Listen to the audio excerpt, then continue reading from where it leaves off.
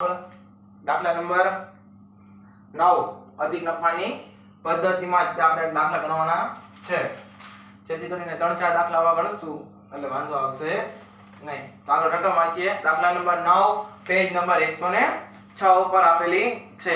આ આપણી રકમ છે, જોઈએ. મીના અને મંજુની પેઢીની મૂડી ડાયરેક્ટ આપણને મૂડી આપી દીધી છે 4 લાખ અને અપેક્ષિત વળતરનો દર 10% છે. છેલ્લા 3 વર્ષનો વાર્ષિક નફો અનુક્રમે 1,20,000, અનુક્રમે 1,10,000 અને 1 લાખ છે. તો ભારિત સરેરાશ પદ્ધતિના આધારે અધિક નફાની પાઘડી કેટલા ગણી ગણવાની છે? તો કે 2 ગણી કરો. જો આમાં ખરીદીના વર્ષો નથી આપ્યા તો ડાયરેક્ટ કહી દીધું કે 2 ગણી એટલે કે ગુણ્યા 2 કરવાના છે ખરીદીના વર્ષની જગ્યાએ. પ્લસ આપણને આમાં દેવા અને મિલકતો પણ નથી આપ્યા તો એની જગ્યાએ શું આપ્યું છે? તમને આમાં સીધી રોકાયેલી મૂડી તમને આપી દીધી છે 4 લાખ. ચાલો આગળ દાખલો ગણીએ. ચાલો મેકો પેલું સ્ટેપ નંબર 1.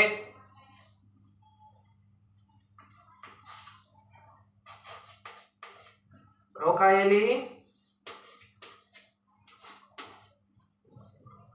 હવે હું ટૂંકમાં લખું છું, આખું લખ્યું નથી. તો રોકાયેલી મૂડી આપણને કેટલી આપી છે?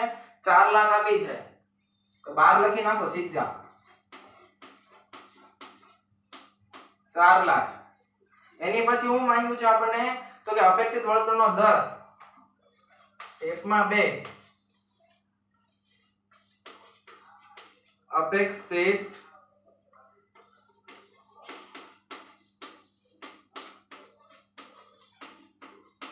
અપેક્ષિત વળતરનો દર. તો અપેક્ષિત વળતરનો દર કેટલા ટકા આપ્યો છે? 10% આપેલો છે. હવે સ્ટેપ નંબર 3 શું મળે આપણને?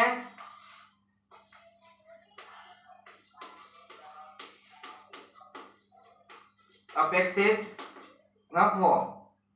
કેમ મળે અપેક્ષિત નફો? તો અપેક્ષિત નફો આપણને કેમ મળે? તો કે ખ્યાલ છે રોકાયેલી મૂડી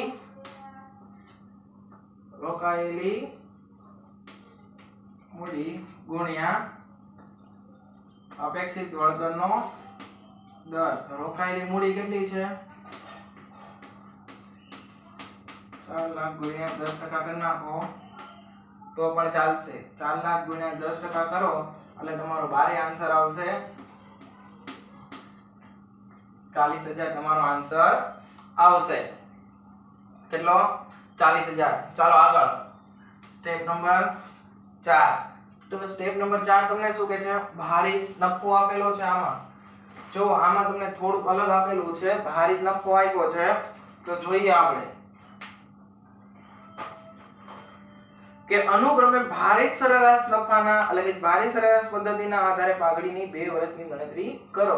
તો આપણે આ રીત પણ જોઈ ગયા છીએ કે ભારિત નફો આગળ જે સાદી સરેરાશ અને ભારિત જોઈ ગયા એ રીતે આમાં ભારિતની ગણતરી કરવાની છે. તો ચાલો ભારિત નફાની ગણતરી કરો.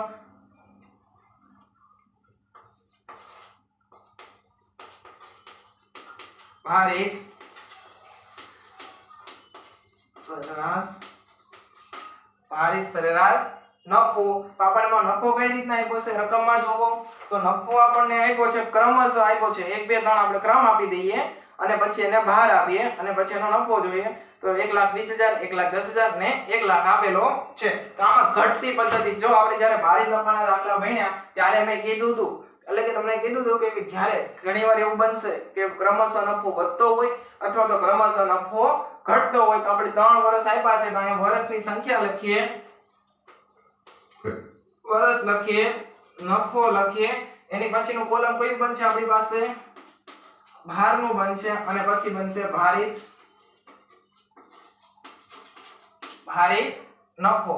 તો વર્ષ આપણને 3 આપ્યા છે, 1 વર્ષ, 2 વર્ષ અને 3 વર્ષ. નફો આપ્યો છે આપણે જોઈ લો રકમમાં નફો કેટલો આપ્યો છે? તો નફો આપ્યો છે 1,20,000, 1,10,000 ને 1 એટલે કે 1,20,000,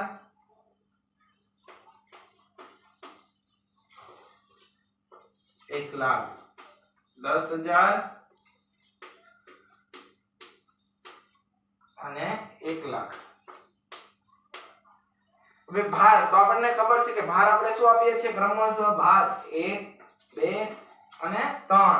ભારિત નફો તો નફો અને ભારનો બંનેનો ગુણાકાર તો 1,20,000 ગુણ્યા 1 કરો 1,20,000 1,10,000 ગુણ્યા 2 કરો એટલે કે 11 દુ 22 એટલે કે 2,20,000 અને 1 લાખ ગુણ્યા 3 કરશો એટલે 3 લાખ।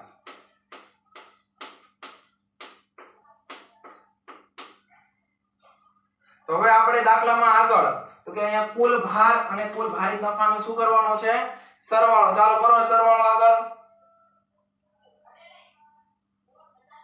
તો આનો સરવાળો આવશે 6,40,000 અને આનો સરવાળો 3 3 ને 2 5 5 ને 1 6। તો અહીંયા ભારિત નફામાં આપણે શું કરતા હતા કુલ ભારિત નફોના છેદમાં કમાને આની પર લખી નાખીએ। સૂત્ર શું છે પછી એટલે કુલ ભારિત નફોના છેદમાં કુલ ભાર। તો ભારિત નફો તમને મળ્યો છે કુલ તો કે હા 6,40 મળેલો છે તો મેકો 6,40 6,40 ના છેદમાં 6 6,40 ના છેદમાં 6 ભાગો કેટલા આવશે 40 ભાગ્યા 6 અને તમારો આન્સર કંઈક આવો આવે છે જો 10 6 6 6 1 2 3 4 4 6 આવે છે પણ પોઈન્ટ પછી 66 આપ્યા છે એટલે આપણે અહીંયા 67 કરી નાખશું બરોબર છે। એક યાદ રાખજો છેલ્લો છગડો છે પણ પોઈન્ટ પછી 66 છે એટલે કે 5 કરતા મોટી સંખ્યા છે આપણે પોઈન્ટમાં આન્સર નથી લાવવો એટલે આગળ એક 7 કરી નાખ્યા એટલે કે આગળની સંખ્યામાં એક ઉમેરી શકાય છે। તો આનો આન્સર હવે બહાર કાઢી નાખો ભારિત નફાનો આન્સર શું આવ્યો તો કે ભારિત નફો છે તમારો ભારિત નફો આવ્યો 10 6 6 7 આ તમારો ભારિત નફો થયો। હવે એની પછીનું સ્ટેપ શું છે તમારી પાસે 4 તો 5 શું કહે છે અધિક નફો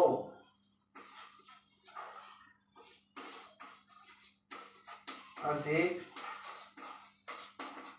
જો સરેરાશ નફો હોય તો સરેરાશ નફો લેવાનો ભારિત સરેરાશ નફો હોય તો ભારિત સરેરાશ નફો લેવાનો તો કે ભારિત સરેરાશ નફો માઈનસ અધિક નફો તો ભારિત સરેરાશ નફો તમારી પાસે રકમમાં છે તો કે 10 6 6 6 7 માઈનસ અધિક નફો તો અધિક નફો ગોતો રકમમાં આપણે અહીંયા મેળવ્યો છે અધિક નફો કેટલો છે 40,000 રૂપિયા છે 40,000 રૂપિયા તો આમાંથી બાદ કરો 40,000 બાદ કરો 7 માઈનસ 40,000 રૂપિયા એટલે તમારો આન્સર આવશે બાદ કરશો ને એટલે આન્સર તમારો આવશે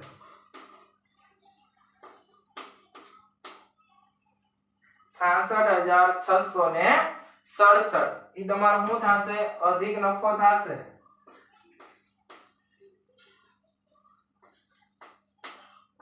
66,667 ઈ તમારો અધિક નફો થયો। હવે 5મા નંબરનું એટલે 6ઠા નંબરનું સ્ટેપ છે આપણી પાસે પાઘડી શું છે અધિક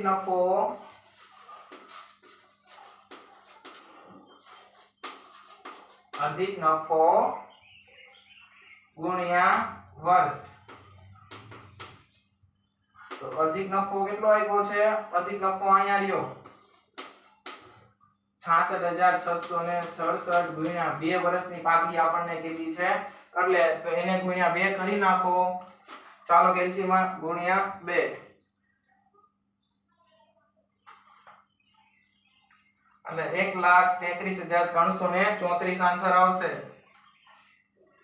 1,33,334 આ તમારી શું થશે પાઘડી થશે અને અહીંયા લખવું હોય તો લખી નાખો 1,33,334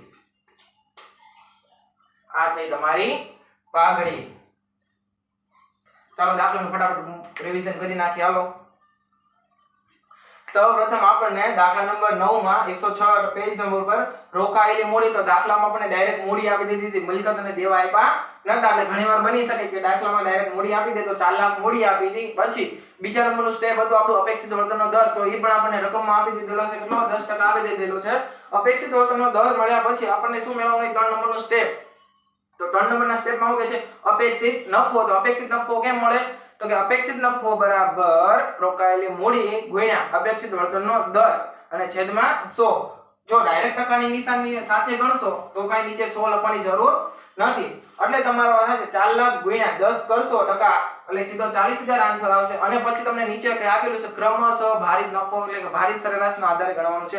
અને ક્રમશઃ નફો આપ્યો તો આપણી પાસે 3 વર્ષ હતા. 3 વર્ષનો નફો હતો 1 20 1 10 ને 1. અને ભાર તો આપણને આપતા આવડે છે 1 2 3. ભાર જે શરૂઆતથી જ આપવાનો, સામાં ઓછું ઘટતું નહીં, ભાર પહેલેથી ક્રમશઃ આપવાનો છે. અને એનો ભાર અને નફો બંનેનો ગુણાકાર કરશો એટલે આવશે 1 20 2 20 અને 3. અને છેલ્લે એનો બધાનો સરવાળો કરશો એટલે આવશે 6 40. આ આન્સર આવ્યા પછી તો કે ભારિત નફો આપણે છે મેળવ્યો. હવે કુલ ભારિત સરેરાશ નફો મેળવવાનું સૂત્ર છે તો કે કુલ ભારિત નફોના છેદમાં કુલ ભાર. તો આપણી પાસે આવેલા છે 6 40 ના છેદમાં 6. 6 ક્યાંથી આવ્યા? તો 6 આ બધાનો સરવાળો 3 ને 3 6. હવે એને વડે ભાગશો એટલે આપણી પાસે આવશે 10 66 66.66 આવતું હતું. પરંતુ આપણે પોઈન્ટમાં આન્સર લાવવાનો નથી. એટલે કે આપણે પોઈન્ટ બાર દૂર કરવા માટે પાછળ પોઈન્ટ પછીની સંખ્યા કેટલી હતી? 5 અથવા 5 કરતા મોટી હોય એટલે આગળની સંખ્યામાં આપણે 1 ઉમેરી શકીએ. એટલે આપણે આ 1 ઉમેરીને 7 કરી નાખ્યા છે. હવે એની પછી 5 નંબરનું સ્ટેપ છે આપણી પાસે શું? અધિક નફો. તો અધિક નફો બરાબર ભારિત સરેરાશ નફો, મેં ટૂંકમાં લખ્યું છે, માઈનસ અધિક નફો. તો ભારિત સરેરાશ નફો આપણે આપેલો છે 10 66 67 માઈનસ 40. તો બાદ કરો એમાંથી તો 66,667 આપણી પાસે વધે છે. અને પછી પાઘડી, તો પાઘડીનું સૂત્ર આપણી પાસે છે અધિક નફો ગુણ્યા ખરીદીના વર્ષો. તો આપણે કેટલા 2 ગણી આપેલી છે? કેટલા ગણી? 2 ગણી. તો 66 66,667 ગુણ્યા 2 કરશો એટલે આપણી પાસે આવશે 1,33,334.